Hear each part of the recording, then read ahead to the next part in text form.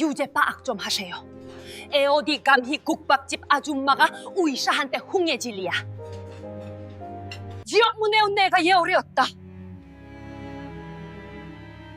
비눈물 해올림 예어 후회하게 될 해오다.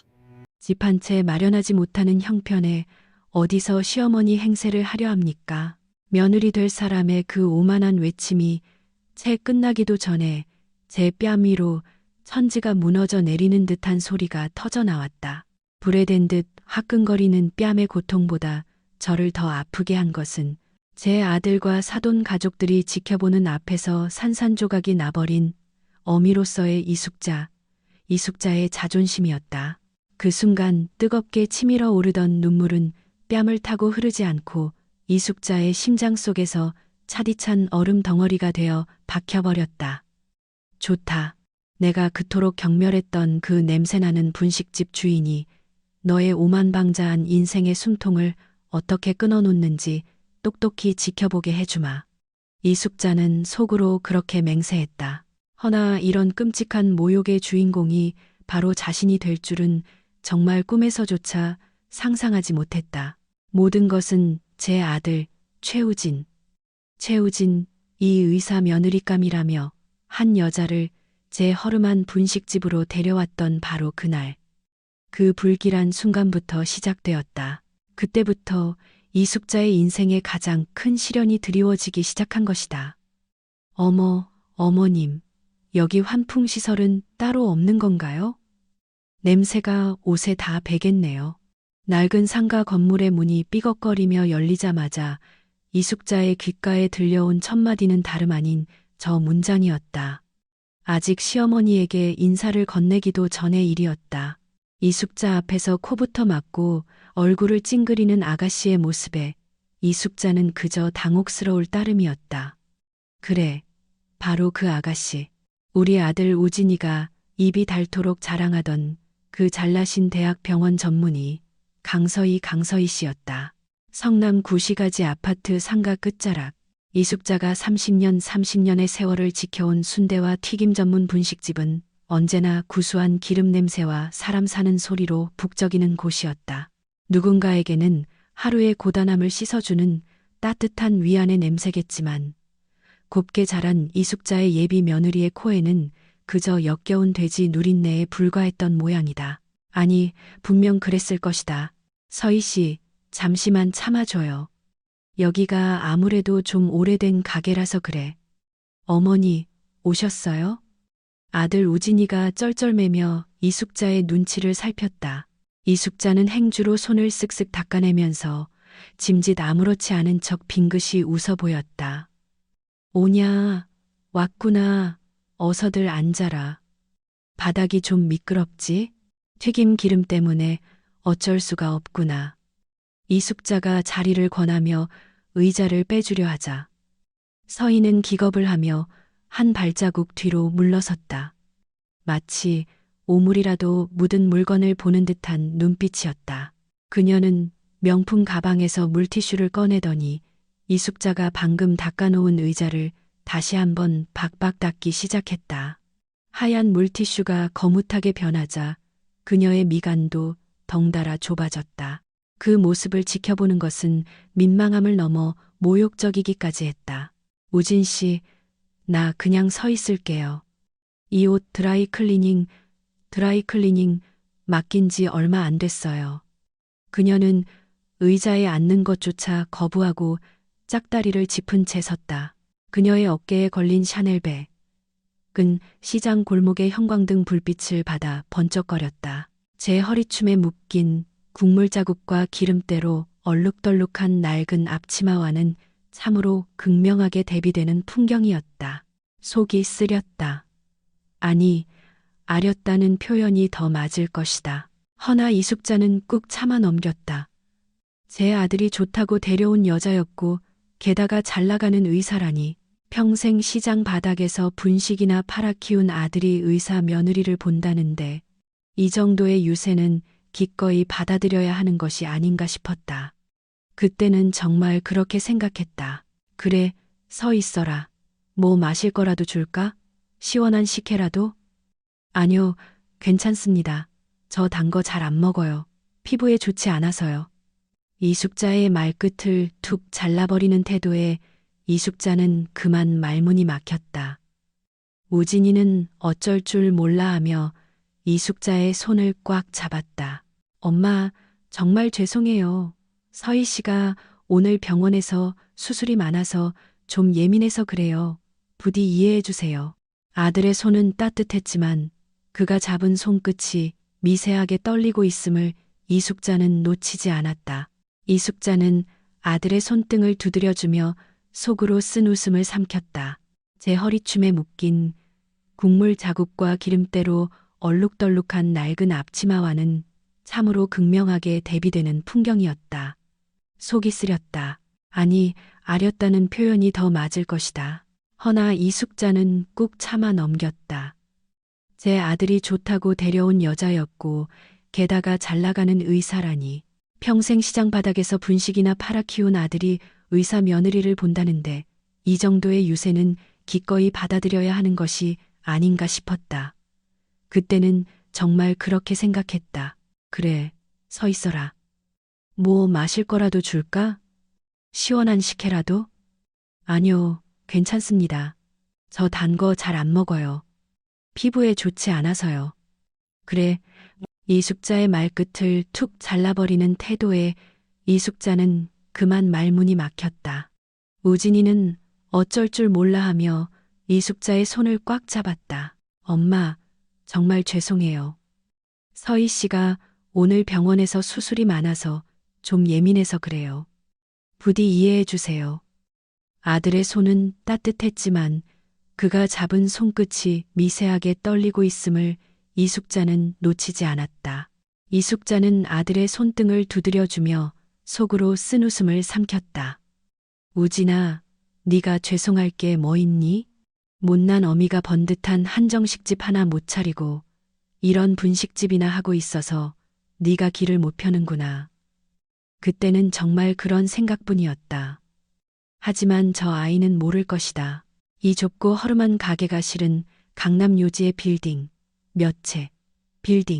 몇 채를 사들이고도 남을 만큼의 어마어마한 부를 일궈낸 황금알을 낳는 거위라는 사실을 말이다. 이숙자는 평생을 그렇게 살았다. 돈이 있다는 것을 결코 티내지 않고 오직 근면과 성실로만 자신을 증명하며 살아왔다. 돈 냄새를 맡고 달려드는 날파리들이 싫어서였고 무엇보다 제 자식이 돈의 힘이 아니라 자신의 힘으로 세상에 우뚝 서기를 바랐기 때문이었다. 그것이 이숙자의 교육관이었다. 서희는 여전히 코앞에서 손부채질을 하며 이숙자의 가게를 훔쳐보고 있었다. 벽에 낀 기름때, 낡은 달력, 그리고 구석에 쌓인 박스들을 보며 그녀의 입꼬리가 비웃음으로 살짝 말려 올라가는 것을 이숙자는 결코 놓치지 않았다. 아니, 놓칠 수 없었다. 우진 씨, 어머님 가게 정리하시는 게 좋지 않겠어요? 이런 데서 계속 일하시다간 병나시겠어요. 위생 상태도 좀 그렇고요. 걱정을 가장한 비난이었다. 이숙자의 30년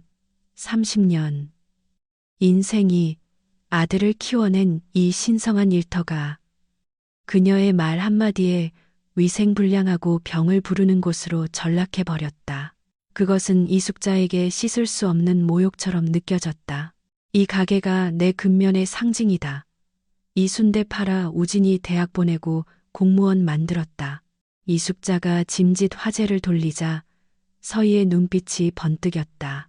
마치 먹잇감을 발견한 맹수처럼 방금 전까지의 혐오스러운 표정은 온데간데 없고 탐욕스러운 눈빛이 그 자리를 채웠다.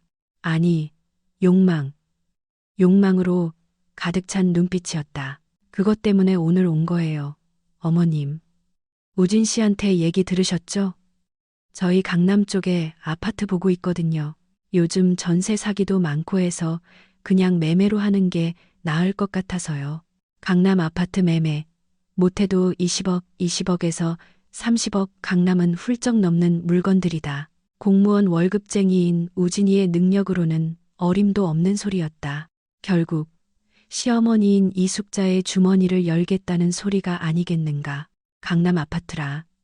그게 한두 푼 하는 것도 아니고 우진이가 모아둔 돈으로는 턱도 없을 텐데. 그러니까 어머님이 좀 도와주셔야죠. 집안에 의사 며느리들이는데 그 정도는 해주실 수 있는 거 아니에요? 평생 장사하셨으면 꼽을 쳐둔 돈 좀 있으실 거잖아요. 꼽을 쳐둔 돈. 그녀의 단어 선택 하나하나가 이숙자의 심장을 후벼 팠다. 그녀에게 이숙자는 그저 돈줄, 아니 냄새나는 지갑에 불과했다.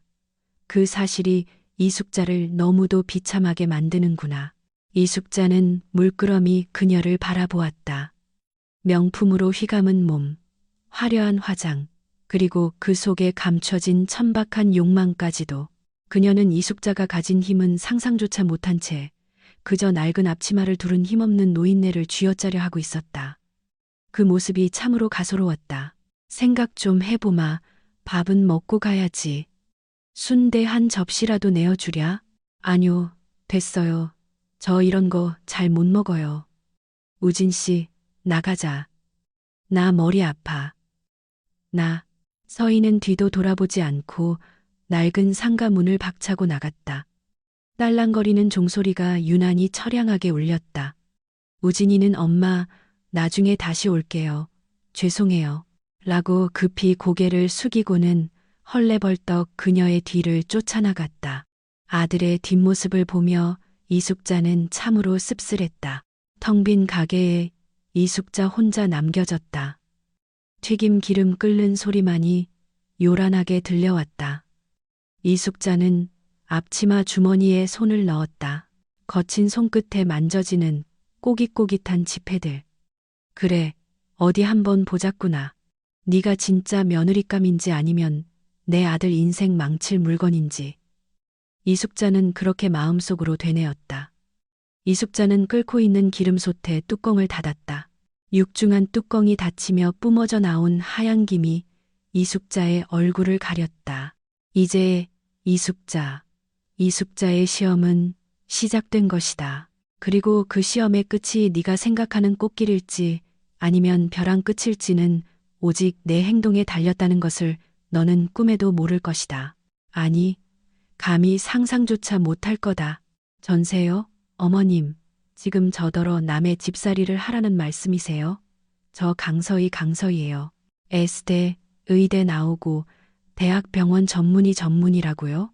제 친구들 시집 갈 때 다들 강남 아파트 열쇠는 기본으로 받고 갔어요. 저만 구질구질하게 전세 살려고요? 저 그 꼴 못 봐요. 그녀의 목소리가 점점 높아지자 카페 안의 사람들이 힐끔거렸습니다. 하지만 서희는 아랑곳하지 않았습니다. 오히려 우진이를 향해 날카로운 눈빛을 쏘아붙였습니다. 자기가 말 좀 해봐. 우리가 거지거지야. 내 병원 동료들이 집들이 오면 뭐라고 해? 여기 전세야. 이래? 나 팔려서 어떻게 살아요? 우진이는 고개를 푹 숙인 채 마른 세수만 했습니다. 아들은 이숙자의 눈치와 며느리 될 사람의 눈치 사이에서 질식하기 일보 직전처럼 보였습니다. 그 모습이 참으로 안쓰러웠습니다. 엄마, 그게 서희 씨 말이 틀린 건 아니잖아요. 서희 씨 정도 스펙스페이면 사실 우리가 좀 부족한 건 맞으니까요. 아들의 기어 들어가는 목소리에 이숙자의 가슴이 찢어지는 듯 미어졌습니다. 내 아들이 언제부터 이렇게 비굴비굴해졌을까? 사랑이 죄인지 아니면 이숙자가 너무 검소하게 키운 것이 독이 된 것인지 알 수가 없었죠. 우진아, 스펙스 이 밥 먹여주더냐? 결혼은 생활이야. 너희 둘이 살 집을 왜 부모가 온전히 다 해줘야 한다고 생각하니? 나는 그럴 능력도 없거니와 있다 해도 그건 순리가 아니라고 본다. 이숙자는 단호하게 선을 그었습니다. 이것은 소망의 거부였습니다.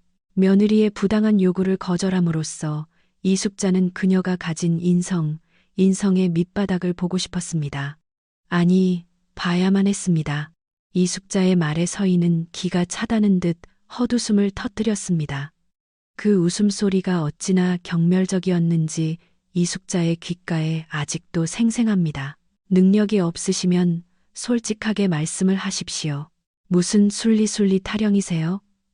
솔직히 말해서 우진 씨, 홀어머니에 모아둔 돈도 없고 직업도 그냥 공무원이고 제가 아까운 건 사실이잖아요. 그럼 시댁에서 성혜성이라도 보여야 하는 거 아니에요?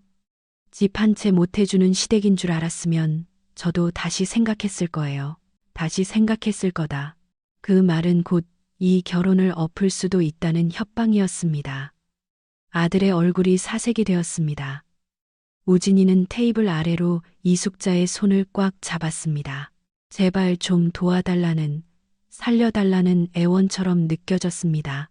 그 순간 이숙자는 결심했습니다. 이 결혼 끝까지 가봐야겠다고요. 지금 당장 돈 자료를 풀어 이 오만한 아이의 입을 다물게 할 수도 있었습니다.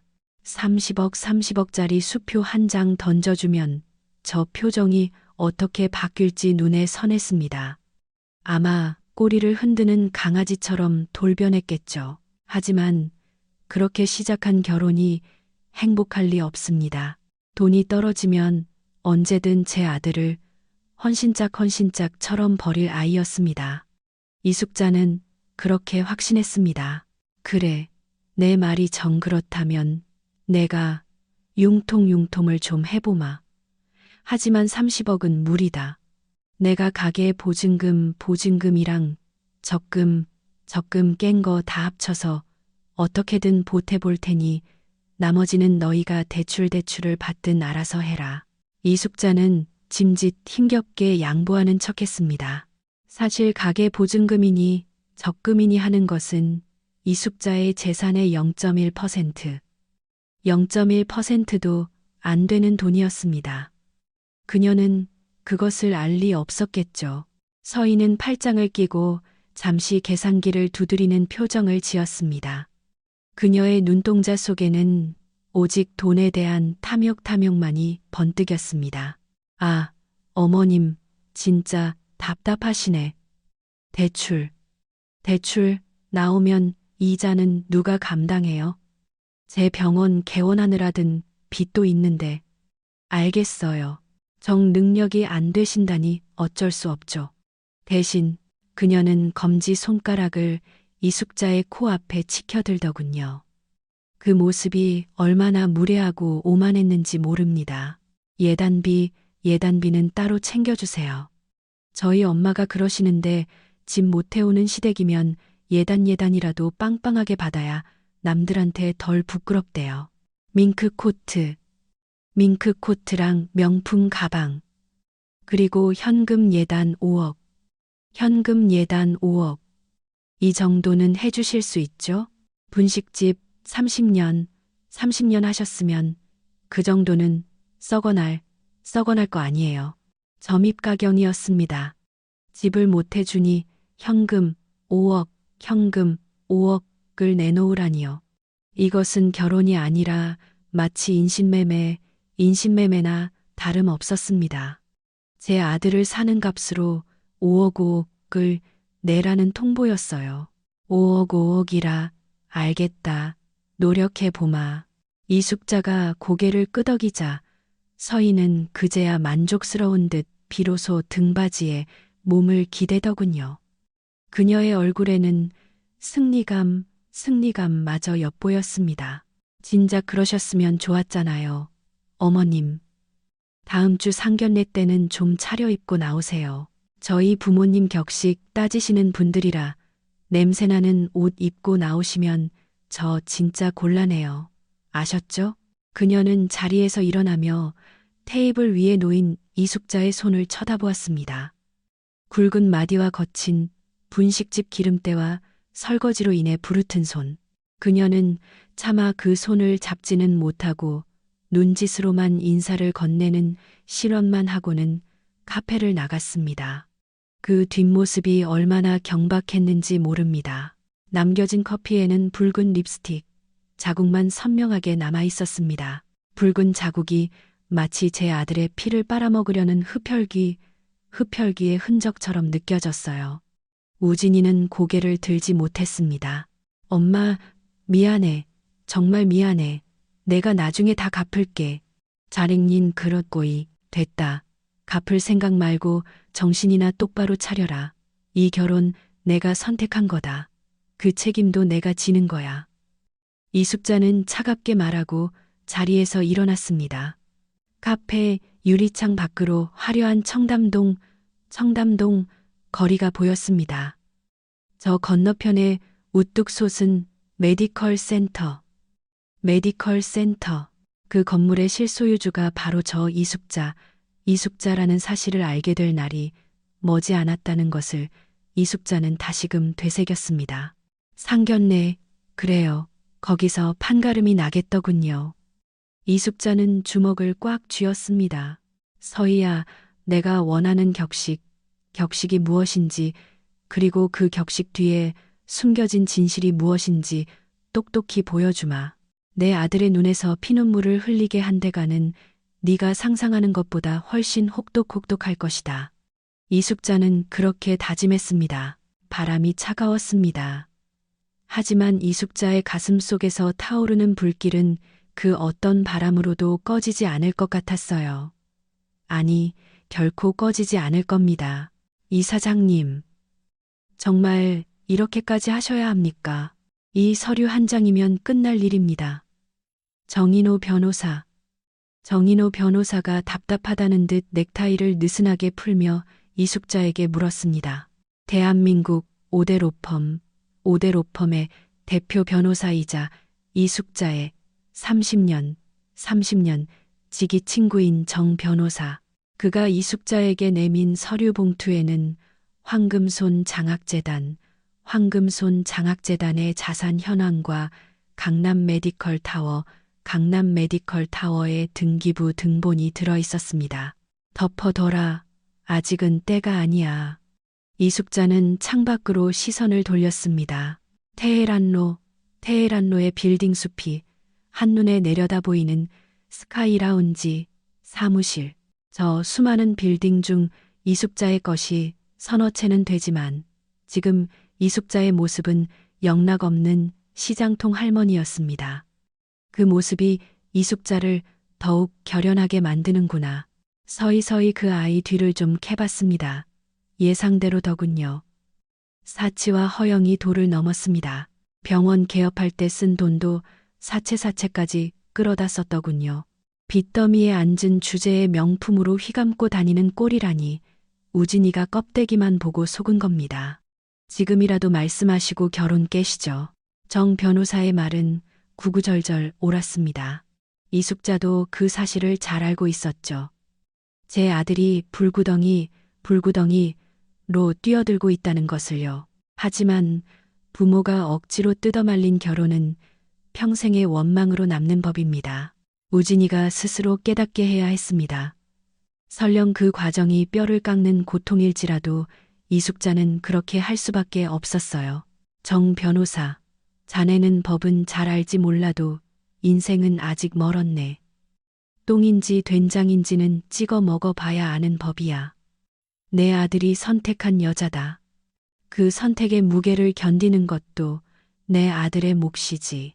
나는 그저 지켜볼 뿐이다. 이숙자는 차잔을 내려놓고 자리에서 일어났습니다. 그리고 오늘 상견례 장소가 어디라고 했지? 엘 호텔, 스카이라운지, 고급 레스토랑입니다. 며느리 될 사람이 예약했다더군요. 배포 한번 크구나. 거기 1인당 코스가 얼만 줄 알고. 걱정 마십시오. 혹시 몰라 제가 호텔 지배인한테 귀띔은 해뒀습니다.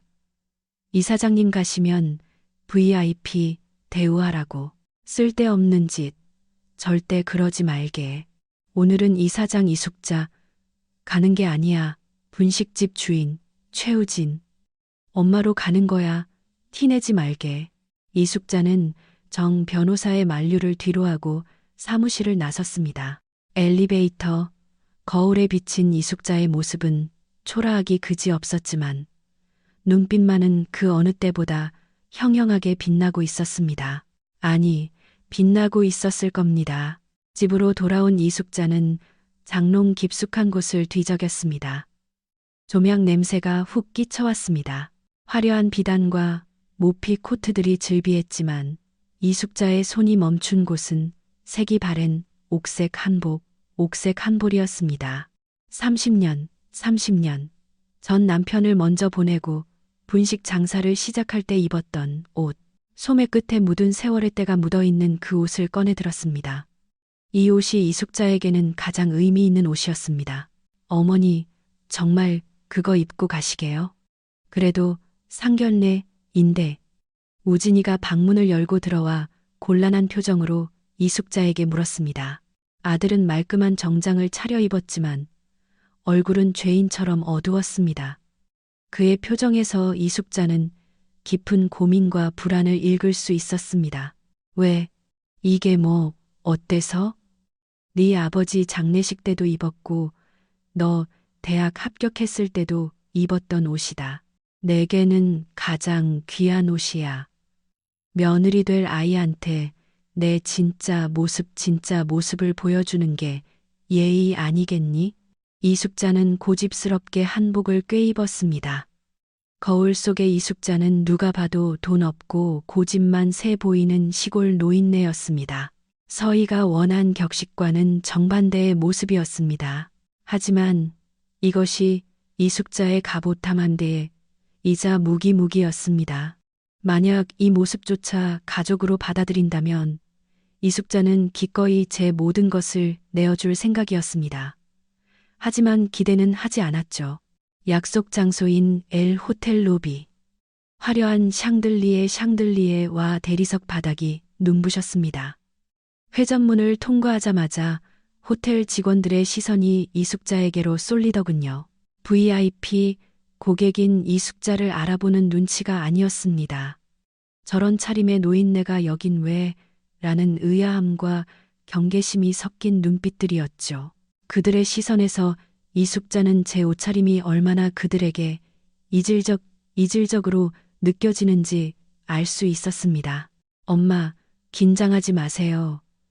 그냥 밥만 먹고 오는 거예요. 우진이가 이숙자의 팔을 잡으며 속삭였습니다.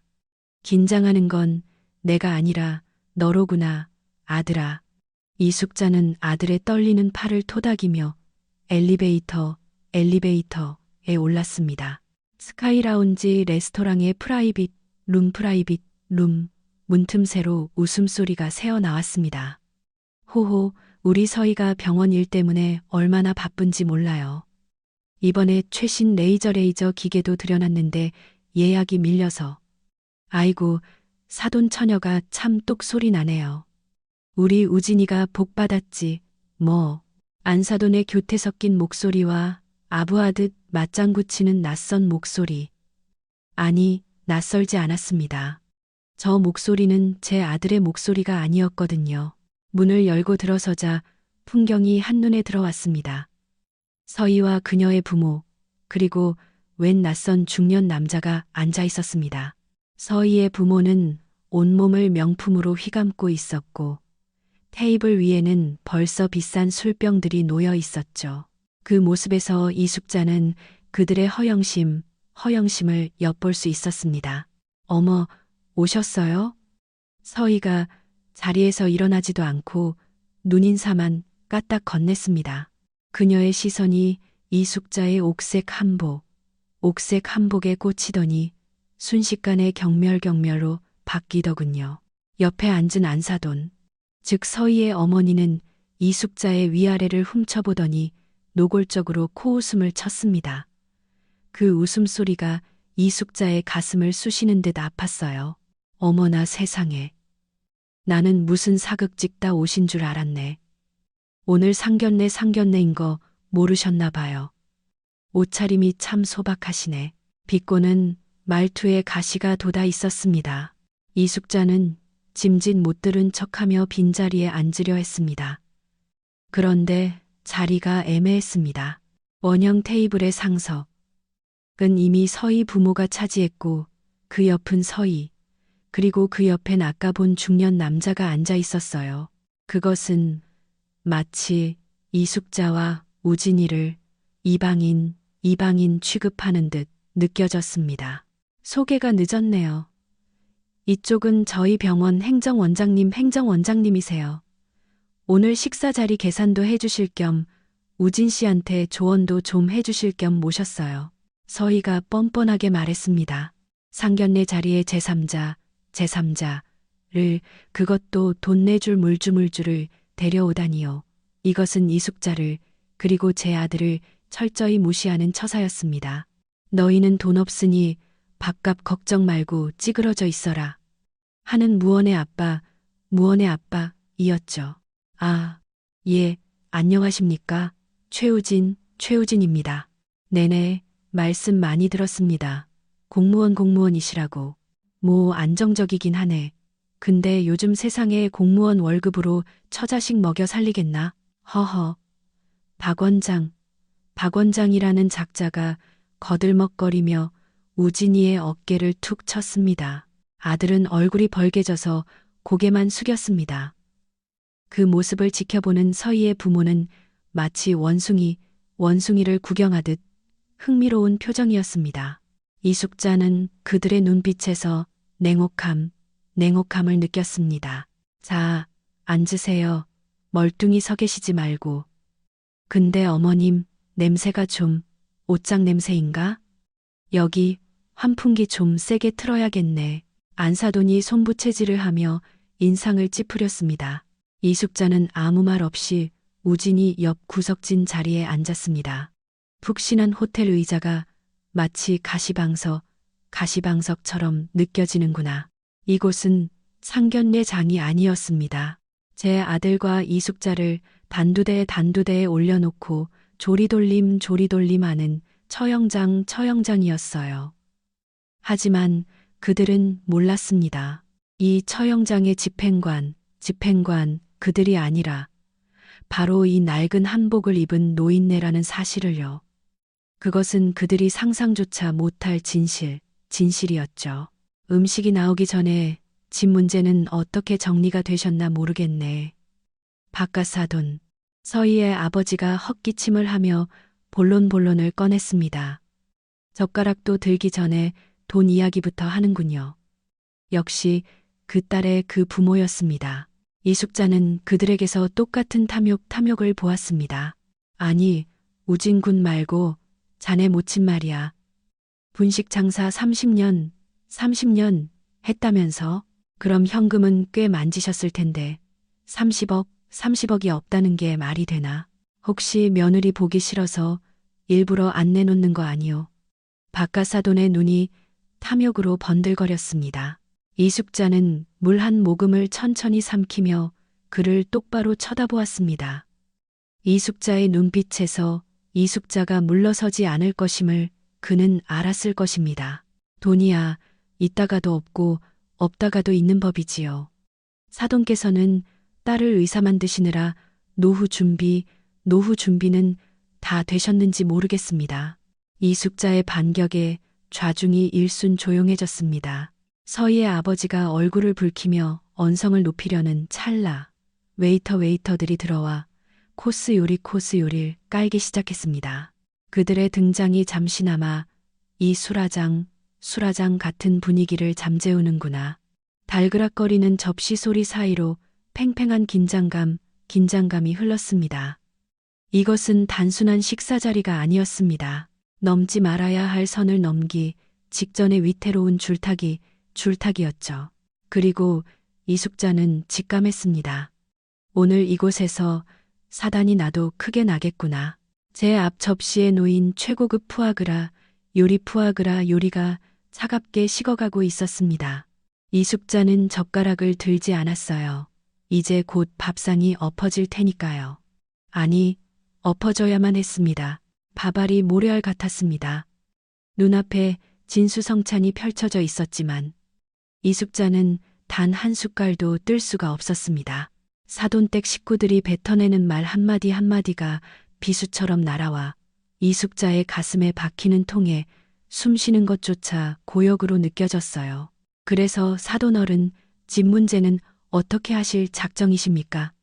분식집 하시면 현금 장사라 세금도 안 내고 좋으시겠어요? 장롱 속에 꽤 쟁여두셨을 것 같은데 아들 장가 간다는데 좀 푸시죠. 서희의 아버지가 기름진 입술을 냅킨으로 닦으며 비아냥거렸습니다. 세금도 안 내는 탈세범 취급에 피가 거꾸로 솟았지만 이숙자는 애써 평정심을 유지했습니다. 이성을 잃으면 안 된다고 제 자신을 다잡았죠. 세금은 꼬박꼬박 냅니다. 나라에 낼 건 내고 살아야 마음이 편해서요. 그리고 집 문제는 제가 이미 아가한테 말했습니다. 있는 돈 없는 돈 다 끌어모아 보태주겠다고. 나머지는 젊은 사람들이 알아서 헤쳐나가야지요. 이숙자의 말에 이번에는 안사돈이 끼어들었습니다. 그녀는 화려한 다이아몬드 반지를 만지작거리며 혀를 찼습니다. 그녀의 탐욕스러운 눈빛은 이숙자에게 잊히지 않는군요. 어머, 사돈, 말씀 참 서운하게 하시네. 우리 서희가 어떤 애인데 알아서 헤쳐나가라니요. 곱게 키운 내 딸 고생시키실 작정이세요? 애초에 급급이 안 맞는 결혼인 거 아시면 돈으로라도 성의를 보이셔야죠. 그게 순리 아닌가요? 급이 안 맞는다. 그 말이 이숙자의 심장을 찔렀습니다. 낡은 한복을 입고 앉아있는 이숙자가 명품으로 휘감은 저들과는 다른 계급이라는 선언이었죠. 그것은 이숙자를 모욕하는 그들의 방식이었습니다. 사부인, 결혼이 어디 장사입니까? 돈으로 급급을 맞추고 성의를 보이는 게 결혼이라면 저는 이 결혼 반대입니다. 아이들이 서로 아끼고 사랑하며 사는 게 먼저지요. 이숙자가 단호하게 말하자 분위기가 삽시간에 얼어붙었습니다. 그때였습니다. 이숙자 옆에서 안절부절 못하던 우진이가 나섰던 것이죠. 엄마, 제발 그만 좀 하세요. 오늘 좋은 날이잖아요. 왜 자꾸 분위기를 이렇게 만드세요? 아들의 원망, 섞인 목소리.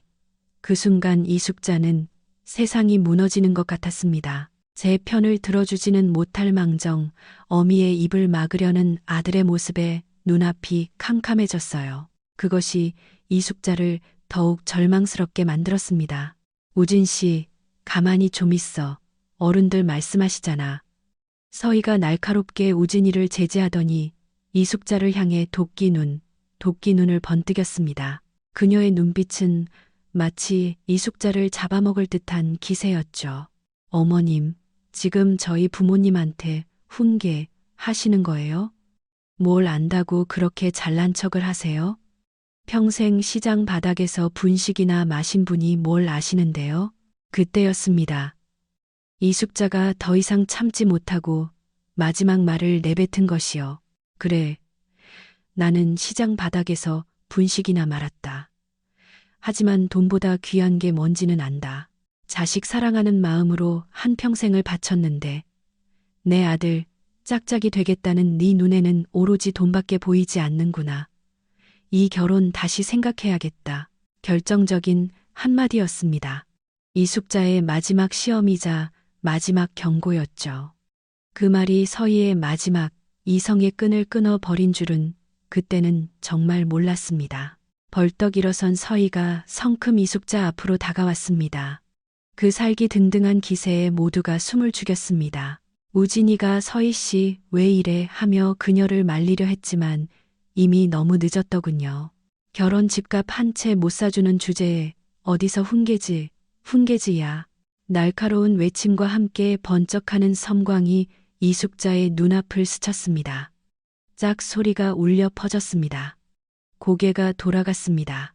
이숙자의 왼쪽 뺨이 불덩이처럼 뜨거워졌습니다. 귀에서는 쇠가 부딪히는 듯한 이명이 울렸죠. 정적 이 흘렀습니다. 시간이 멈춘 것 같았어요. 이숙자는 천천히 고개를 돌렸습니다. 이숙자의 눈에 들어온 것은 경악과 희열이 뒤섞인 사돈 부부의 얼굴. 당황해서 어쩔 줄 모르는 박원장이라는 작자의 얼굴. 그리고 믿을 수 없다는 듯 입을 벌리고 굳어버린 제 아들 최우진의 얼굴이었습니다. 아니, 그들은 모두 얼어붙은 채 이숙자를 바라보고 있었어요. 그리고 그 중심에 분노로 가늘게 떨며 이숙자를 노려보는 강서희 가서 있었습니다. 그녀의 눈에는 일말의 죄책감도 없었습니다. 오히려 내 주제를 알라는 듯한 오만이 가득했죠. 그녀의 그 눈빛이 이숙자를 더욱 비참하게 만드는군요. 뺨이 아팠습니다. 하지만 그보다 더 아픈 것은 이숙자의 가슴이었습니다. 30년 넘게 시장통 사람들의 온갖 멸시와 조롱을 견뎌내면서도 꿋꿋하게 지켜온 제 자존심이 아들과 사돈댁 식구들이 보는 앞에서 산산조각 나버렸어요. 눈물이 핑 돌았습니다. 하지만 흐르지는 않았습니다. 대신 이숙자의 심장이 얼어붙는 것 같았습니다. 뜨거웠던 모성애와 마지막까지 남아있던 일말의 기대감이 차갑게 식어버렸죠. 이제 더 이상 어떤 기대도 남지 않았습니다. 서희 씨, 당신 지금 미쳤어. 우준이가 뒤늦게 소리치며 일어섰지만 서희는 눈 하나 깜짝하지 않았습니다. 오히려 더욱 도끼 품고 아들에게 협박하더군요. 미친 건 내가 아니라 어머님이지. 분수도 모르고 어디서 가르치려 들어? 자기야, 똑똑히 봐. 난 이런 대접받으면서는 당신이랑 못 살아. 오늘 여기서 확실히 해. 저 늙은이랑 연을 끊든가 나랑 헤어지든가. 아들을 향한 협박. 그것이 이숙자에게 결정타였습니다. 이숙자는 천천히 자리에서 일어났습니다. 뺨의 통증은 이미 느껴지지 않았습니다.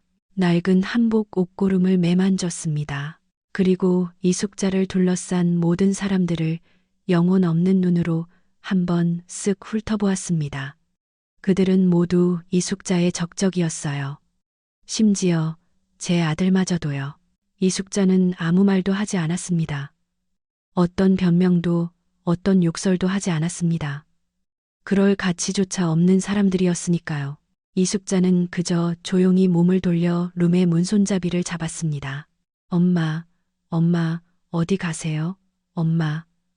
뒤에서 우진이가 절규하듯 이숙자를 불렀지만 이숙자는 돌아보지 않았습니다. 딸깍.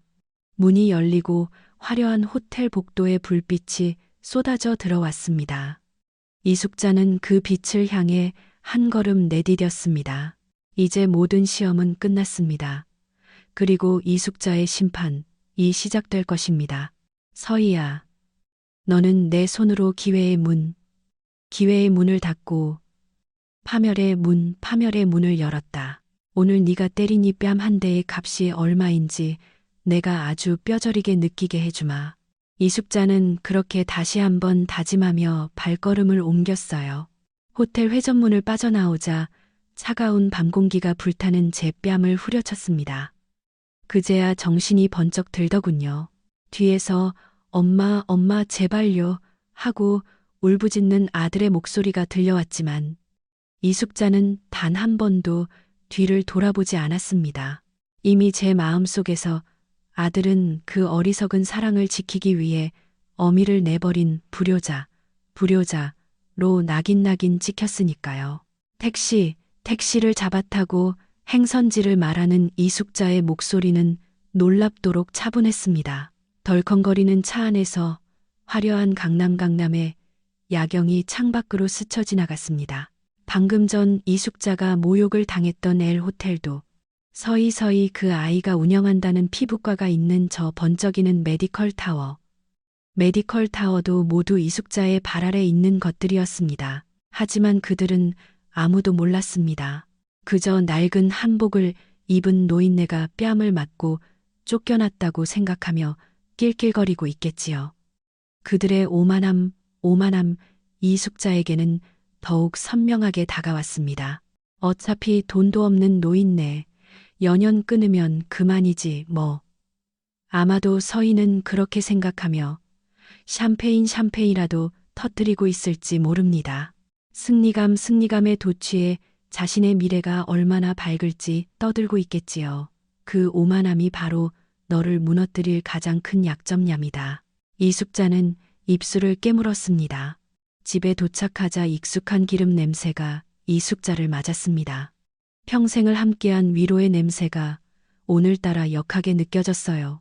문을 걸어 잠그자 세상과 완벽하게 단절된 기분이 들었습니다. 쉴 새 없이 울리는 전화벨 소리가 귀에 거슬렸습니다. 아들이겠지요. 이숙자는 전화선을 아예 뽑아버렸어요. 이제 그 어떤 변명도 후회도 이숙자는 듣고 싶지 않았습니다. 어둠 속에 한참을 앉아 있었습니다. 뜨거웠던 뺨의 감각은 사라지고 차가운 분노만이 온몸을 휘감았습니다. 이숙자는 천천히 자리에서 일어나 안방으로 향했습니다. 그리고 삐걱거리는 낡은 장롱 문을 열었죠. 장롱 맨 아래 칸 낡은 이불 밑에 숨겨둔 묵직한 오동나무 상자가 있었습니다. 자물쇠를 열고 뚜껑을 들자 먼지 쌓인 서류 뭉치들이 모습을 드러냈습니다. 30년 간 분식을 팔아 악착같이 모은 돈으로 사들인 땅 문서와 건물 계약서들, 제 피와 땀, 그리고 눈물의 기록이었죠. 그것들은 이숙자가 살아온 세월의 증표이었습니다. 이숙자는 그중 가장 두툼한 서류봉투 하나를 꺼내 들었습니다. 봉투 겉면에는 붓글씨로 이렇게 쓰여 있었어요. 강남 메디컬 타워 등기 권리증. 봉투를 열자 빳빳한 종이들이 손에 잡혔습니다. 등기사항 전부 증명서. 건물의 표시란에는 강서희 병원이 위치한 바로 그 주소가 적혀 있었어요. 그리고 소유권에 관한 사항에는 이숙자의 이름 석자가 선명하게 박혀 있었습니다. 소유자 이숙자. 그 이름을 손가락으로 천천히 쓸어보았습니다. 이것이 이숙자의 힘이고 무기였습니다. 이숙자는 이 힘을 자식을 위해 좋은 곳에 쓰려 했습니다. 어려운 학생들을 돕고 아픈 사람들을 치료하는데 보탬이 되려 했죠. 하지만 이제는 아닙니다. 이 힘은 오만하고 패륜적인 한 인간을 심판하는 날카로운 칼날로 쓰일 것입니다. 이숙자는 그렇게 결심했습니다. 이숙자는 서류를 다시 봉투에 넣고 전화기를 찾았습니다. 뽑아두었던 전화선을 다시 연결하고 익숙한 번호를 눌렀죠. 정 변호사인가? 나일세. 수화기 너머로 놀란 듯한 정 변호사의 목소리가 들려왔습니다. 이사장님, 아니, 이 밤중에 무슨 일이십니까? 상견례는 잘 결정했네. 이숙자는 그의 말을 잘랐습니다. 내일 아침 자네 로펌에서 가장 일 잘하는 변호사들로 팀을 꾸리게. 명도 소송 명도 전문으로. 그리고 황금손 장학재단 이름으로 나갔던 모든 의료기기, 리스 보증 계약서도 전부 챙겨놓게. 특히 강남 메디컬 타워 7층, 강서희 피부과 관련 서류는 하나도 빠짐없이 말이야. 수화기 넘어 침묵이 흘렀습니다. 정 변호사는 이숙자가 무슨 결정을 내렸는지 직감했을 겁니다. 그는 이숙자의 오랜 친구였으니까요. 알겠습니다. 내일 아침 9시까지 모든 준비를 마치겠습니다. 이사장님께서는 마음 단단히 잡수십시오. 마음은 이미 굳었네. 내일 아침 10시 그 아이 병원에서 만나지. 땅고. 안부로 간고. 전화를 끊었습니다. 칠흑 같은 어둠 속에서 이숙자는 등기 권리증을 가슴에 품었습니다. 종이 뭉치가 마치 차가운 강철 갑옷처럼 느껴지는구나. 폭풍 전야의 밤은 고요했습니다. 하지만 이숙자의 심장 속에서는 이미 거대한 전쟁이 시작되고 있었습니다. 서희야, 내일 아침 네가 마주할 세상은 오늘과는 완전히 다를 것이다. 너는 내가 준 것이 세상 전부인 줄 알았겠지만 그 세상의 주인이 바로 나라는 사실을 알게 될 테니까. 이숙자는 그렇게 생각했습니다. 이숙자는 창밖을 보았습니다. 동이 트려면 아직 멀었습니다. 길고 긴 밤이 될 것입니다. 하지만 괜찮습니다. 이숙자는 지난 30년간 이보다 더한 어둠 속에서 꿋꿋이 버텨왔으니까요. 그리고 내일 이숙자는 제 손으로 직접 새로운 아침을 열 것입니다. 심판의 아침을 말입니다. 다음 날 아침, 동이 트자마자 이숙자는 분식집이 아닌 다른 곳으로 향했습니다. 강남 청담동의 최고급 뷰티 살롱이었죠. 이숙자의 전화를 받고 새벽부터 대기하고 있던 원장과 직원들이 이숙자를 보며 혼비백산하는 모습이었습니다. 그들은 이숙자의 갑작스러운 방문에 놀랐을 거예요. 이사장님, 이렇게 누추한 곳까지 어쩐 일이십니까? 이숙자는 아무 말 없이 의자에 앉았습니다. 오늘 내 인생에서 가장 중요한 날이다. 이 초라한 분식집 할머니를 아무도 감히 넘보지 못할 귀인으로 만들어다오. 이숙자의 말에 원장의 눈빛이 번뜩였습니다.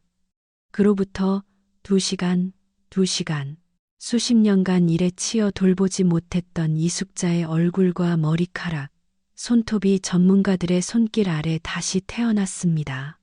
마지막으로 이숙자가 이 도시의 주인이 될 때 입으리라 다짐하며 맞춰두었던 짙은 남색 실크 정장을 입었죠.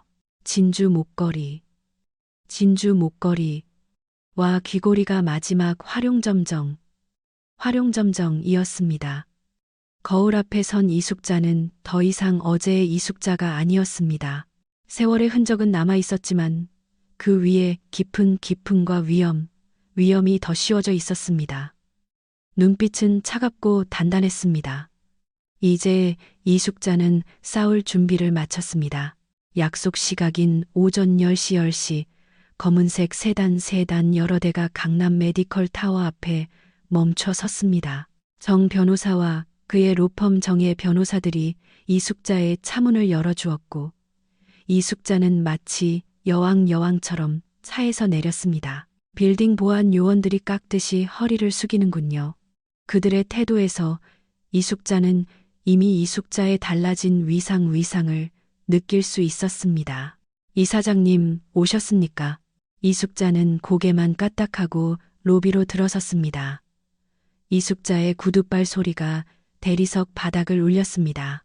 오늘은 이 건물의 진짜 주인이 누구인지 모두가 알게 될 것입니다.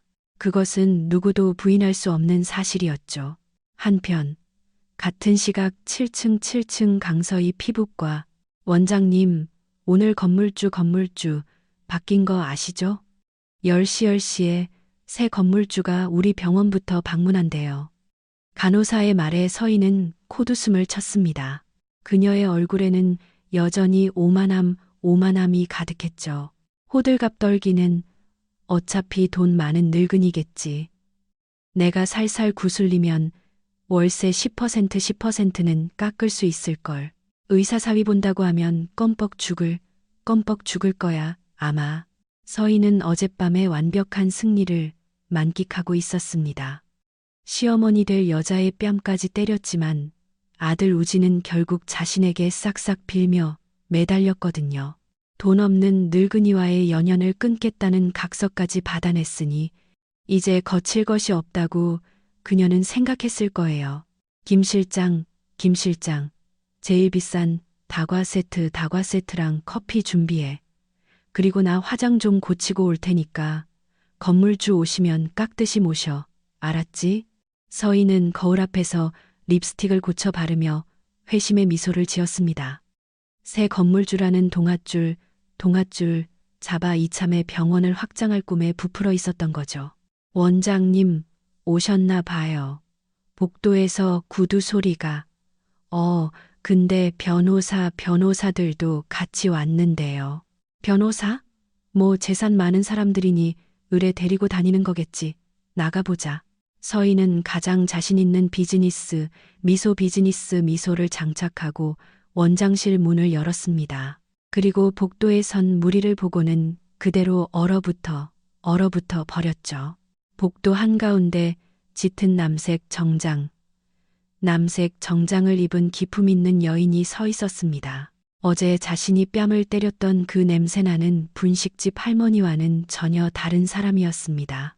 하지만 그 얼굴, 그 눈빛은 분명, 어머님. 서희가 저도 모르게 말을 더듬었습니다. 제 눈을 의심하는 듯 보였어요. 꿈을 꾸고 있는 것 같았겠죠.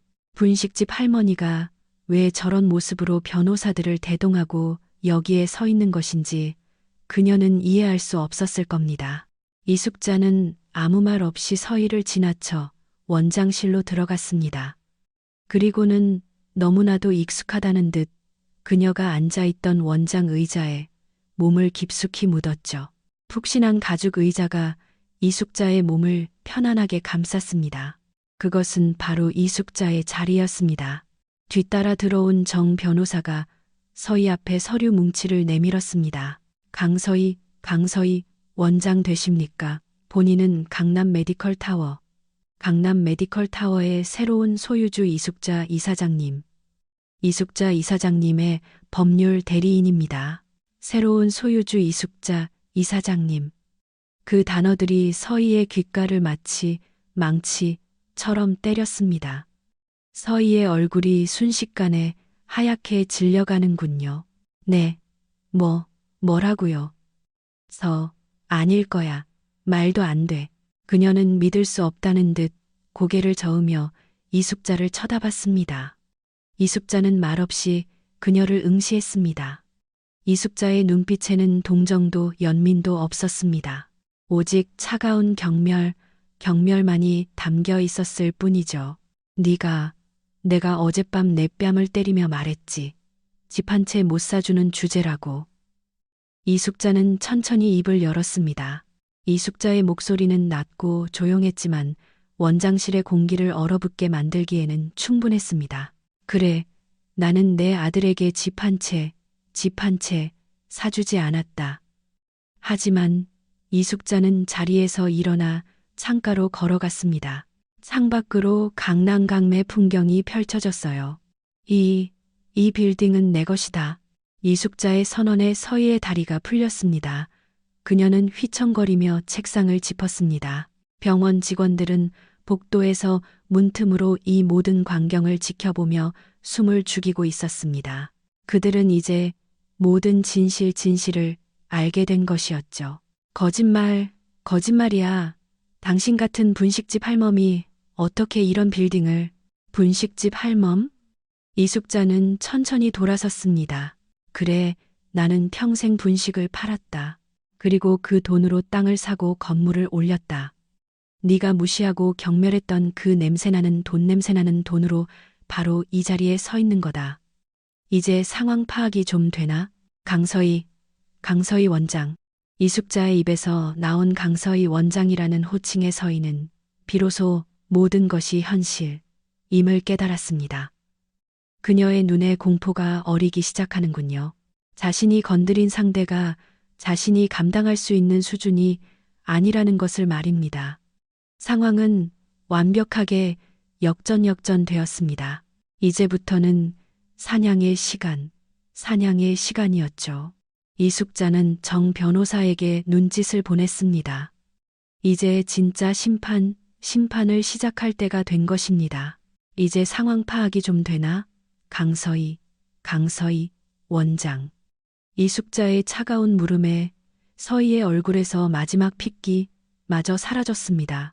그녀는 잠시 멍하니 허공을 보더니 이내 정신을 차린 듯 절박하게 이숙자에게 다가오려 했습니다. 그 모습은 흡사 살려달라고 애원하는 짐승과도 같았습니다. 어머님, 제가 어제는 정말 미쳤었나 봐요. 술도 좀 마셨고 제정신이 아니었어요. 제발 용서해 주세요.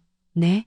그녀는 언제 뺨을 때렸냐는 듯 태도를 180도 바꾸어 애원하기 시작했습니다. 하지만 이숙자의 마음은 이미 꽁꽁 얼어붙은 뒤였습니다. 이라는 말이 역겹게 들릴 뿐이더군요. 정 변호사. 이숙자가 나직이 부르자 정 변호사가 한 걸음 앞으로 나서며 서희의 앞을 막아섰습니다. 그리고는 서류 가방에서 잘 준비된 서류 한 장을 꺼내 그녀의 눈앞에 펼쳐 보였습니다. 그 서류는 그녀의 운명을 결정할 중요한 문서였죠. 강서희. 원장. 본 통보서는 강남 메디컬 타워 7층. 전체에 대한 임대차 계약. 임대차 계약의 즉시 해지 계약. 임대차 계약의 즉시 해지를 알리는 바입니다. 해지요? 무슨 근거로요? 계약 기간이 아직 2년이나 남았는데 이건 불법이에요. 소송할 거예요. 서희가 마지막 바락바락처럼 소리쳤습니다. 하지만 정 변호사는 눈 하나 깜짝하지 않고 계약서의 한 부분을 손가락으로 짚었습니다. 그는 냉정하고 단호했습니다. 임대차 계약서 제13조 13조 사항. 임차인은 임대인 또는 그 대리인의 신체에 위해를 가하거나 사회 통념상 용납될 수 없는 수준의 모욕으로 그 존엄을 심각하게 훼손했을 경우 임대인은 즉시 계약을 파기할 수 있다. 어젯밤 L호텔에서 건물주이신 이숙자 이사장님께 가한 폭행과 폭언은 명백한 계약 위반 사유에 해당합니다. 안제뉴러 폭행이라는 단어가 옛기를 박았습니다. 서희는 아무 말도 하지 못하고 입술만 파르르 떨었습니다. 자신이 저지른 죄가 그대로 부메랑이 되어 자신의 목을 겨누고 있었다는 것을 그제야 깨달았을 거예요. 일주일 시간을 주겠습니다. 병원 내 모든 집기와 개인 물품을 빼고 원상복구하여 건물을 명도하시오. 불이행 시 즉시 소송에 들어갈 것이며 소송 기간 동안의 영업 손실에 대한 책임은 모두 강서희 원장 본인에게 있음을 알립니다. 정 변호사의 냉정한 통보에 서희는 망연자실한 표정으로 주저앉을 뻔했습니다. 하지만 그녀는 아직 포기하지 않은 듯 했습니다. 마지막까지 발악하는 그녀의 모습은 처량하기 짝이 없었습니다. 그래, 좋아. 여기 아니면 병원 할 데 없는 줄 알아? 강남에 널린 게 병원 자리야. 나가라면 나가주지. 내 환자들이랑 이 최첨단 장비들만 있으면 어디서든 제기할 수 있어. 그녀는 스스로를 다잡듯 소리쳤습니다. 그녀의 마지막 자존심이자 유일한 희망, 그녀가 그토록 자랑하던 고가의 최첨단 의료 장비들이었죠. 그 모습을 지켜보던 이숙자는 피식하고 헛웃음을 터뜨렸습니다. 제기? 과연 가능할까? 이숙자는 그렇게 속으로 생각했어요. 제기라 그럴 수 있을까? 이숙자는 천천히 그녀에게 다가갔습니다. 그리고 그녀의 귀에만 들릴 정도로 작게 속삭였죠. 네가 병원 동료들에게 자랑하던 그 독일제 최신 레이저 기계. 그거 내 돈으로 산 거 아니지 않나? 이숙자의 말에 서희의 눈동자가 지진이라도 난 듯 흔들렸습니다. 그녀는 공포에 질린 눈으로 이숙자를 올려다보더군요. 그녀의 얼굴에서 이숙자는 모든 희망이 사라지는 것을 보았습니다. 그때 정 변호사가 두 번째 서류 뭉치를 꺼내 들었습니다. 그 서류는 그녀의 마지막 희망을 산산조각 간진될 것이었습니다. 아울러 황금손 장학재단 명의로 제공되었던 강서희 피부과의 모든 의료 장비, 리스리에 대한 지급 보증을 금일부로 전면 철회함을 통보합니다. 지급 보증 철회? 네. 강 원장이 사용하는 대부분의 고가 장비는 우리 재단의 보증이 있었기에 리스가 가능했던 것으로 압니다. 이제 그 보증이 사라졌으니 리스사리사에서는 곧 장비 회수 절차에 들어갈 겁니다. 아마 오늘 오후쯤이면 사람들이 들이닥치겠군요. 벼락벽 같은 소식이었습니다. 서희는 이제껏 자신이 이룬 모든 것이 사실은 자신이 벌레 보듯 무시했던 이 늙은 시어머니의 손바닥 안에 있었다는 사실을 그제야 깨달았습니다. 건물도 병원도 심지어 의사로서의 자존심을 지켜주던 기계들까지도요. 모든 것이 이숙자의 것이었습니다. 안 돼, 그럴 리가 없어. 안 돼. 결국 서희의 무릎이 꺾였습니다. 그녀는 바닥에 주저앉아 이숙자의 다리를 붙잡으려 했습니다. 그녀의 모습은 더 이상 도도한 의사가 아니었습니다. 어머님, 제가 정말 죽을 죄를 지었습니다. 제발 이것만은. 이 병원은 제 전부란 말이에요. 제발 살려주세요. 그녀는 눈물 콧물을 쏟으며 빌기 시작했습니다. 하지만 이숙자는 차갑게 그녀의 손을 뿌리쳤습니다. 제 마음속에는 더 이상 그녀를 향한 일말의 동정심도 남아있지 않았거든요. 네 전부를 지키고 싶었다면 남의 전부를 짓밟지 말았어야지. 네가 어젯밤 내 뺨을 후려쳤을 때 너는 내 30년 세월과 내 아들을 향한 내 모든 사랑을 짓밟은 거다. 이숙자는 싸늘하게 그녀를 내려다 보았습니다. 이건 네가 뿌린 씨앗이다. 그러니 거두는 것도 오롯이 네 몫이야. 이숙자는 뒤돌아섰습니다. 더 이상 볼 것도 들을 것도 없었습니다. 이숙자 뒤로 서희의 처절한 울음소리가 복도에 울려 퍼졌습니다. 잘못했어요. 살려주세요. 애원하는 소리를 배경음악 삼아 이숙자는 조금의 망설임도 없이 엘리베이터 버튼을 눌렀죠. 그녀의 울음소리가 이숙자의 귀에 닿지 않는 것처럼 말입니다. 문틈으로 너나 할 것 없이 바닥에 주저앉아 있는 서희의 모습이 보였습니다. 그리고 그 주변에서 어쩔 줄 몰라 하며 수군거리는 병원 직원들의 모습도요. 그녀가 쌓아 올린 화려한 모래성 이 단 하루만 완벽하게 무너져 내리는 순간이었습니다. 심판 이사는 끝났습니다. 이제 남은 것은 그녀 스스로 자신의 죄값을 치르는 일뿐이었죠.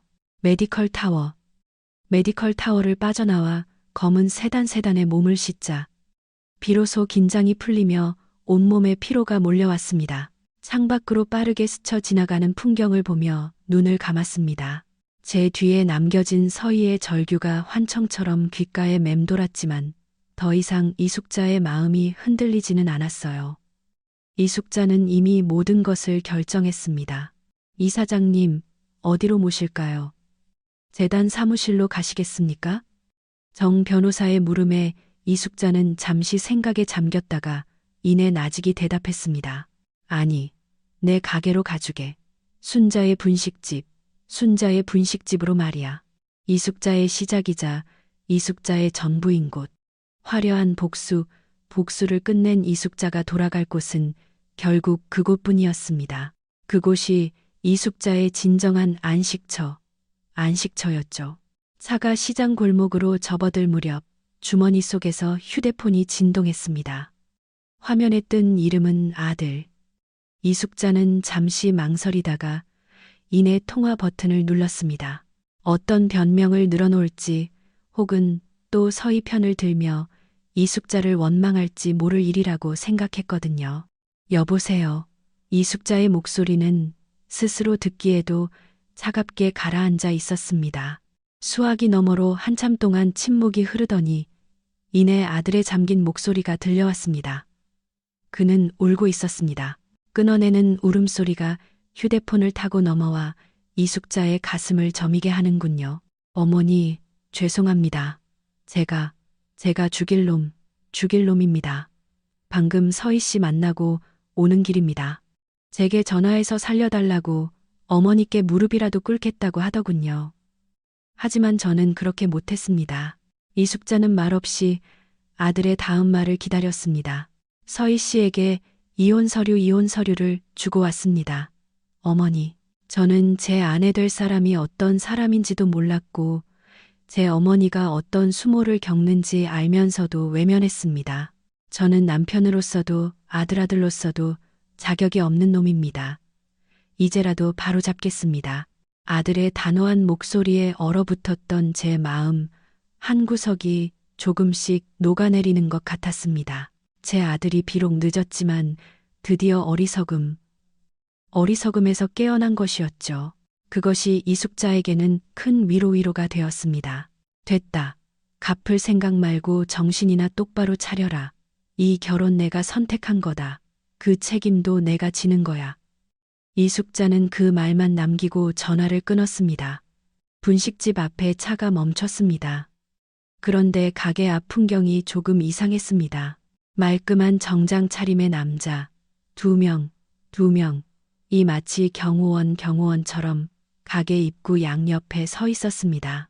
이숙자가 차에서 내리자 그들이 깎듯이 고개를 숙였습니다. 정 변호사가 이숙자 옆으로 다가와 설명했습니다. 이 사장님 예상했던 일이라 미리 저희 직원들을 보내놨습니다. 아마 곧 손님들이 들이닥칠 겁니다. 정 변호사의 말이 끝나기 무섭게 번쩍이는 외제차 한 대가 급정거하며 가게 앞에 멈춰섰습니다.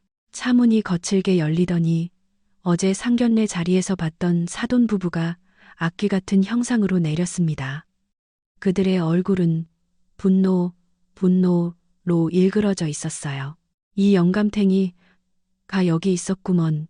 이숙자, 너 당장 안 나와. 안사돈이 앙칼지게 소리치며 가게로 뛰어들어 오려 했습니다.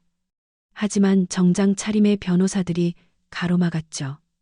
그들은 단호하게 그들의 앞을 막아섰습니다. 멈추십시오. 여기는 사유지입니다.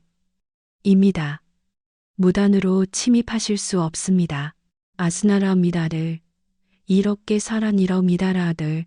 뭐야, 이놈들은 비켜. 저 할멈이랑 단판을 지어야겠어.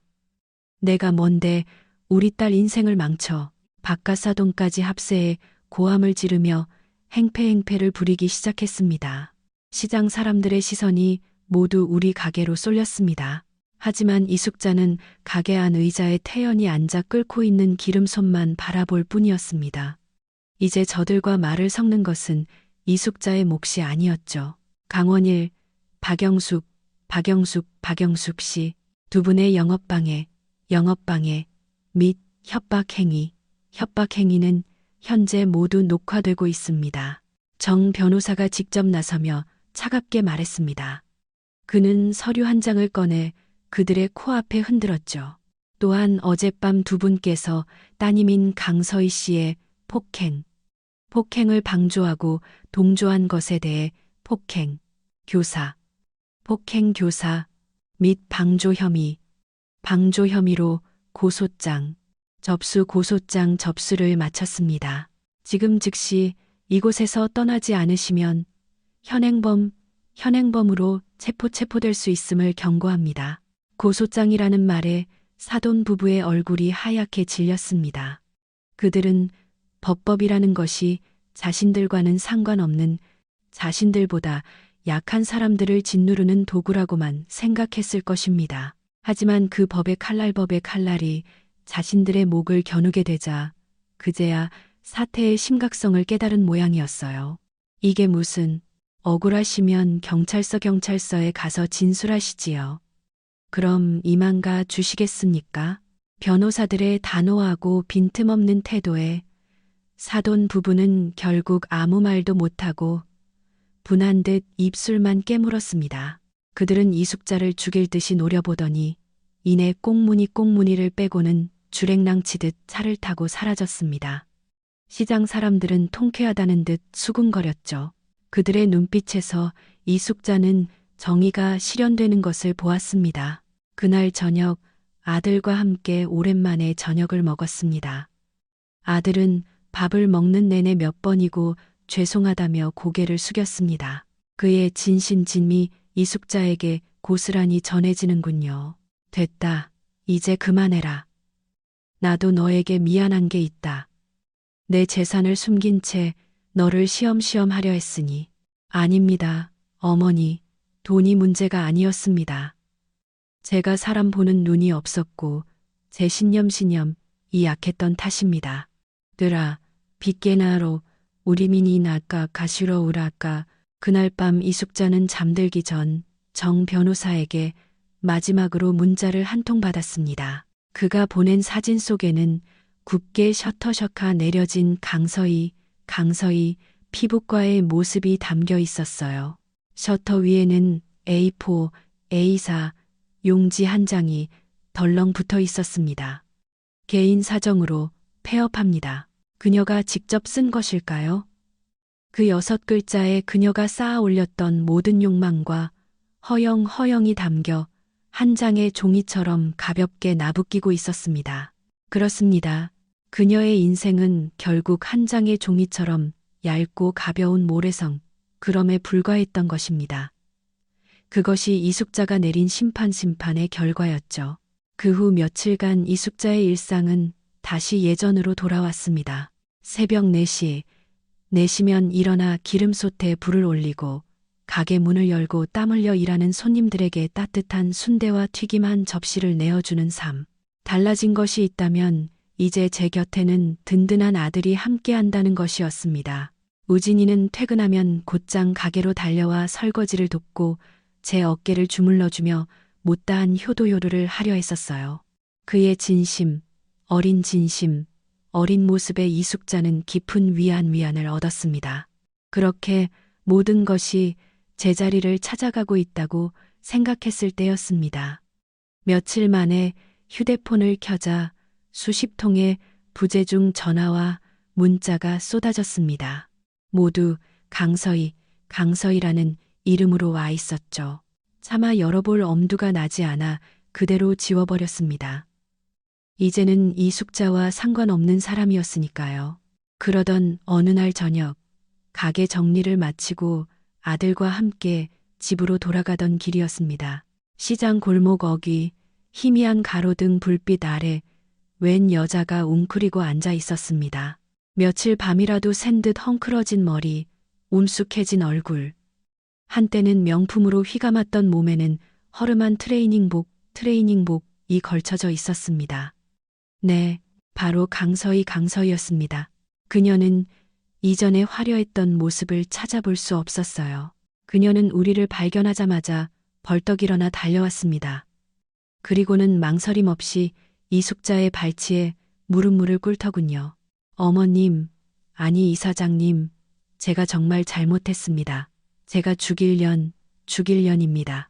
그녀는 제 바짓가랑이를 붙잡고 통곡하기 시작했습니다. 질척한 눈물과 콧물이 제 바지를 적셨습니다. 아들 우진이가 기겁하며 그녀를 떼어내려 했지만 서희는 죽기 살기로 매달렸어요. 그녀의 모습은 절박함 그 자체였습니다.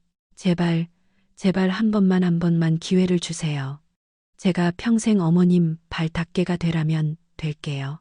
다시는 오만한 생각 안 하고 우진 씨한테도 잘하고 어머님께도 효도하면서 살게요. 제발 제 병원만 돌려주세요. 그건 제 인생 전부란 말이에요. 그녀의 울음소리는 처절했습니다. 한때 의사 가운을 입고 사람들을 내려다보던 그 오만함은 온데간데 없고 모든 것을 잃은 패배자의 모습만이 남아 있었습니다. 주변을 지나가던 사람들이 무슨 일인가 싶어 수군거리기 시작하는군요. 이숙자에게 쏠리는 시선들이 느껴졌습니다. 순간 이숙자의 마음이 흔들릴 뻔했습니다. 저렇게까지 비는데 어쩌면 정말 반성하고 있는지도 모른다는 생각이 스쳤습니다. 하지만 이숙자는 고개를 저었습니다. 그녀가 눈물을 흘리는 이유는 자신의 잘못을 진심으로 뉘우쳐서가 아니었습니다. 빼앗긴 자신의 전부를 되찾고 싶어서였죠. 만약 이숙자가 다시 그녀에게 병원을 돌려준다면 그녀는 언제든 다시 예전의 오만한 모습으로 돌아갈 것이라고 이숙자는 확신했습니다. 이숙자는 그녀의 눈을 똑바로 내려다보았습니다. 이숙자의 눈빛에는 어떠한 동요도 담겨 있지 않았어요. 그녀는 이숙자의 눈빛에서 아무것도 읽어낼 수 없었을 겁니다. 일어나라. 이숙자의 차가운 목소리에 서희가 움찔하며 울음을 그쳤습니다. 이숙자는 제게 매달린 그녀의 손을 마치 벌레를 떼어내듯 단호하게 떼어냈습니다. 더 이상 그 손을 잡고 있을 이유가 없었습니다. 내가 너를 용서하고 말고 할 것은 아무것도 없다. 네가 저지른 죄의 대가를 치르고 있는 것뿐이다. 병원이 네 인생의 전부였다면 그 전부를 걸고 남의 자존심을 짓밟는 어리석은 도박도발 하지 말았어야지. 그건 내 탓이 아니라 오롯이 내 선택의 결과다. 이숙자는 한 걸음 뒤로 물러서며 그녀와 거리를 두었습니다. 이것은 악인과의 완벽한 단절 의미하는 선언이었죠. 너의 운명은 더 이상 내 이야기가 아니다. 이숙자는 말을 이었습니다. 네가 앞으로 남은 인생 동안 네 잘못을 깨닫고 새로운 사람으로 살아가든 혹은 평생 남을 원망하며 망가진 인생을 살아가든 그건 이제 내 몫이다. 그 과정에 나는 어떠한 형태로든 관여하지 않을 것이다. 도움도, 동정도, 그리고 용서도 내 눈앞에서 사라져라. 이숙자의 마지막 말이 비수처럼 그녀의 가슴에 박혔을 것입니다. 서인은 더 이상 이숙자에게 매달리지 못하고 그 자리에 주저앉아 망연자실한 표정으로 이숙자를 올려다보았습니다. 그녀의 텅 빈 눈동자에 뒤도 돌아보지 않고 아들의 부축을 받으며 멀어지는 제 뒷모습이 비쳤을 거예요. 어머니, 괜찮으세요? 아들이 걱정스러운 목소리로 물었습니다. 괜찮다. 이제 정말 다 끝났구나. 이숙자는 씁쓸하게 웃으며 밤하늘을 보았습니다. 상처는 깊었지만 이숙자는 제 손으로 직접 그 상처를 도려냈습니다. 이제 이숙자의 인생에 더 이상 강서희라는 이름은 존재하지 않을 거예요. 그녀가 앞으로 어떤 삶을 살든 그것은 그녀 스스로 풀어야 할 숙제, 즉 업보요뿐입니다. 이숙자는 이숙자의 새로운 삶을 살아가면 되는 것이었죠. 그 밤 이숙자는 아주 오랜만에 깊은 잠을 잘 수 있었습니다. 그로부터 1년이라는 시간이 눈 깜짝할 사이에 흘러갔습니다. 계절이 네 번 바뀌는 동안 이숙자의 삶에는 많은 변화가 있었습니다. 하지만 가장 큰 변화는 모든 것이 변하지 않고 제자리로 돌아왔다는 사실 그 자체였습니다. 이숙자는 여전히 새벽 4시 일어나 시장통 순자의 분식집 문을 엽니다. 뿌연 김이 피어오르는 기름솥 앞에서 국자를 적고 있노라면 지난 1년 일간의 소란스러웠던 일들이 마치 꿈처럼 아득하게 느껴지곤 하죠. 어머니, 튀김간 한번 보셔요. 오늘은 유난히 더 바삭한 것 같네요. 앞치마를 두른 아들 최우진, 이가 작은 접시를 내밀며 웃습니다. 아들은 그 일이 있은 후 이숙자의 곁을 떠나지 않고 있습니다. 낮에는 성실하게 구청구로 출근하고 저녁에는 어김없이 가게로 와 제 일을 돕습니다. 전보다 얼굴은 좀 탔지만 표정은 훨씬 편안하고 밝아졌어요. 비싼 양복 대신 소박한 옷을 입고 땀 흘려 일하는 것의 가치를 비로소 깨달은 듯합니다. 그의 변화가 이숙자에게는 더없이 기쁩니다. 한 가지 달라진 것이 있다면 가게 한쪽 벽면에 걸린 작은 현판 하나입니다. 황금손 장학재단 지정 후원의 집. 이제 순자의 분식집에서 나오는 모든 수익금은 돈이 없어 의사의 꿈을 포기해야 하는 가난한 의대생들을 위한 장학금으로 쓰이고 있습니다. 이 사실이 입소문을 타면서 좋은 일에 돈줄 내주자며 일부러 멀리서 찾아오는 손님들도 부쩍 늘었어요. 가게는 매일같이 사람 사는 온기로 북적이는군요. 그 온기 속에서 이숙자는 진정한 행복을 느낍니다. 정 변호사는 가끔 가게에 들러 순대 한 접시를 뚝딱 비우고 가곤 합니다. 얼마 전에는 그가 넌지시 소식을 전해주더군요. 강서희 그 아이 소식 들으셨습니까? 지방의 작은 요양병원, 페이닥터, 자리도 구하지 못해서 전전긍긍한다더군요. 사돈도 사업이 기울어서 야반도주, 야반도주 했다는 소문이 있고요. 이숙자는 그저 말없이 깍두기 한 접시를 더 내어주었습니다. 더 이상 그들의 소식은 이숙자에게 아무런 감흥을 주지 못했습니다. 그들은 그들 스스로 선택한 길 위에서 자신들이 저지른 일에 대가를 치르고 있는 것뿐입니다. 이숙자는 그저 제 자리에서 제 사람들과 함께 묵묵히 제 길을 걸어가면 되는 것이었죠.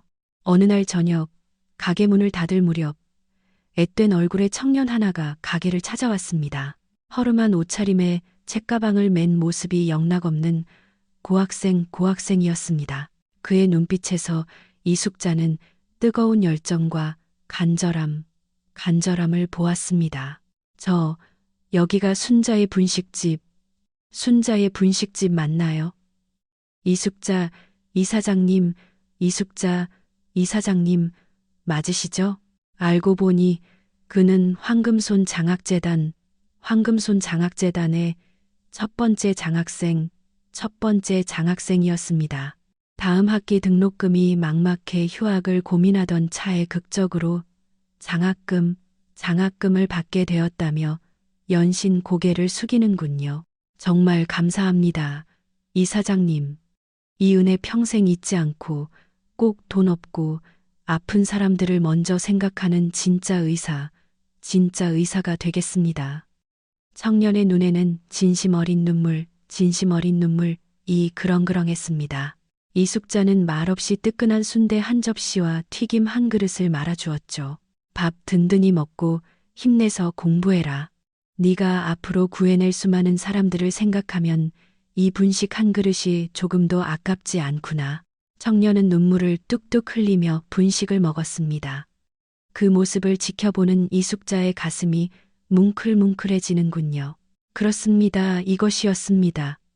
이숙자가 평생을 지키고 싶었던 진짜 유산. 돈이나 건물이 아니라 사람을 살리고 키우는 따뜻한 마음이었죠. 한때는 씻을 수 없는 모욕으로 얼룩졌던 이숙자의 인생이 이제는 누군가의 희망이 되어 다시 피어나고 있었습니다. 이것이야말로 진정한 전화위복이 아니겠습니까? 가게 정리를 마친 아들이 다가와 이숙자의 어깨를 감쌌습니다. 어머니, 이제 들어가시죠. 내일도 또 새벽같이 나오셔야죠. 그래, 그러자. 아들아, 고맙다. 제가 더 고맙습니다.